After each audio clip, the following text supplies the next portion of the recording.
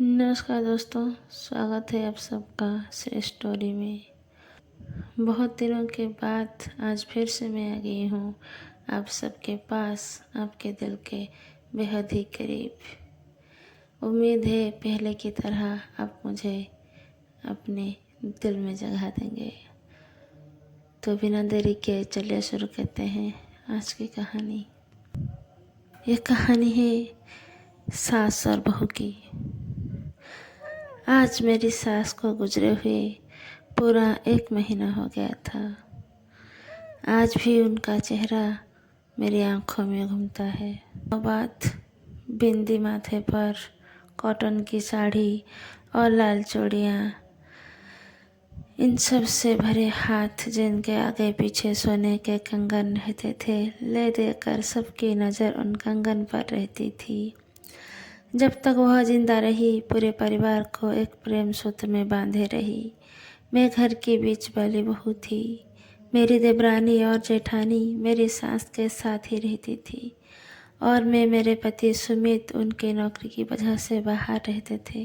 सासू माँ की कमी बहुत ज़्यादा खल रही थी, लेकिन सच्चाई को कौन टाल सकता है कि अब मेरी सासू माँ इस दुनिया में नहीं रही है।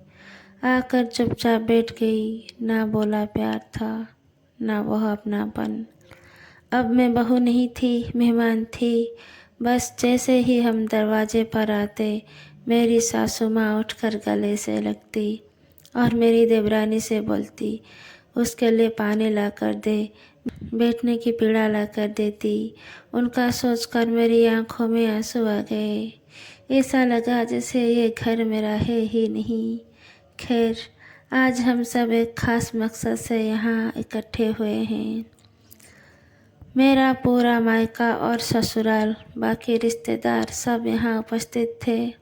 मेरी ननंद रंजना भी आई थी अपने पति के साथ।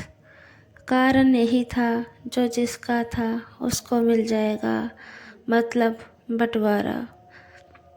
बस तो मेरे ससुर ने पहले से ही बंटवारा कर दिया था, लेकिन एक बड़ा सा संदूक था जिससे मेरी सास को बहुत प्यार था, जिसकी चाबी बस माँ के ही पास रहती थी।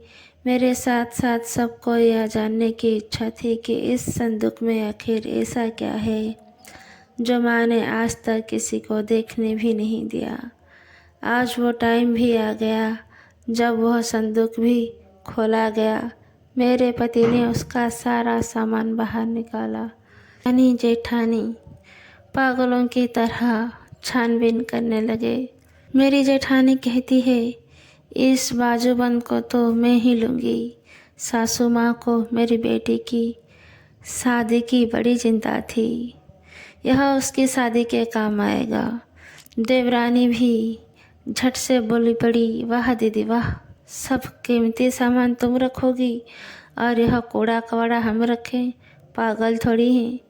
हमारी भी तो सास, हमारी भी थी हक है। उनकी आखिरी निशानी पर मेरी ननंद रंजना की आंखों से आंसू निकल रहे थे कि मेरी माँ की चीज़ों पर किस तरीके से लड़ाई हो रही है। अब यह सब लड़ाई झगड़ा देखकर मेरे ससुर परेशान और लज्जित भी हो रहे थे।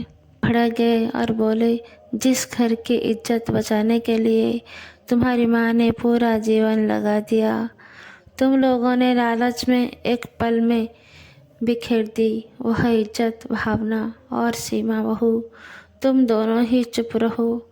मैं बहुत देर से चुपचाप बैठी सबकी बातें सुन रही थी। मेरे ससुर ने मुझसे कहा, बहू तुम भी तो कुछ बोलो, क्या तुम्हें कुछ नहीं चाहिए? हाँ पिताजी, भला मैं क्यों नहीं लूँगी अपना हिस्सा। एक तो ये जो दीवार पर लगी है, जो मेरी सासू माँ की तस्वीर, मुझे वह चाहिए। और दूसरा, मुझे मेरी सासू माँ की सबसे प्यारी चीज़। मेरे इतना बोलते ही देवरानी और जेठानी दोनों बोल पड़ी, नहीं, अम्मा के सोने के कंगन अकेले तुम्हें ही नहीं मिलेंगे, हम तीनों का बराबर हिस्सा होगा, चाहे कंगन तोड़वाना है क्यों पड़े। इतने में ही मेरे जेठ बोले, जब हिस्सा बराबर ही है तो पिताजी का क्या करना है वह भी बता दो। देवर, होना क्या है, 4-4 महीने तीनों के पास रहेंगे, क्योंकि खाना पीना दवाई में भी तो खर्चा होता है, तो एक पर ही बोझ ना बने और सबको उनका प्यार भी मिलता रहे। मेरी ननद की अपने पिता की ऐसी दुर्दशा देखकर आंखों में आंसू आ रहे थे। जब ही मेरी नज़र ननद रंजना के हाथों पर गई तो सासू माँ के कंगन रंजना के हाथों में थे और वह आंसू भरी आंखों से उनको देख रही थी और धीरे धीरे उन पर हाथ फेर रही थी, जैसे कि यह कुछ देर बाद मुझसे ही छीन लिए जाएंगे। मैंने पूछा, रंजना, यह माँ के कंगन तुम्हारे पास कैसे आए? रंजना, भाभी, जब माँ को हॉस्पिटल में भर्ती करवाया था तब नर्स ने ही मेरे हाथ में दे दिए थे, कहीं भाग दौड़ में गिर ना जाए, इसीलिए मैंने पहन लिए। जब ही मेरे जेठानी बोली, तो तूने अपनी भाभी को क्यों नहीं बताया? लालच आ गया होगा। मेरी ननद और ससुर बस रो ही रहे थे। अब मुझसे बर्दाश्त नहीं हुआ और मैं बोल पड़ी, हो गया तुम सबका, तो अब मेरी बात कान खोलकर सुन लो। तुम सब माँ जी को बस इतना ही जानते थे। माँ जी की सबसे प्यारी चीज़ तो पिताजी थे, वह मेरे साथ रहेंगे और सोने के कंगन रंजना दीदी की ही पास रहेंगे, क्योंकि शायद भगवान और माँ जी की भी यही इच्छा थी जब भी उनके हाथों में वह कंगन दिए गए। नहीं तो बहुत सारे लोग थे, हम लोगों के लिए महज वह एक सोने का कंगन था, लेकिन रंजना दीदी के लिए उनकी माँ का प्यार और उनकी माँ की आखिरी निशानी है। मैंने हाथ जोड़कर कहा, प्लीज़ उन कंगन को दीदी से दूर मत करो। यह सब सुनकर सारे रिश्तेदार मेरे फैसले की सराहना कर रहे थे। रंजना दीदी रोते हुए बोलने लगी, भाभी, शायद इस वजह से ही माँ आपको सबसे ज़्यादा प्यार करती थी।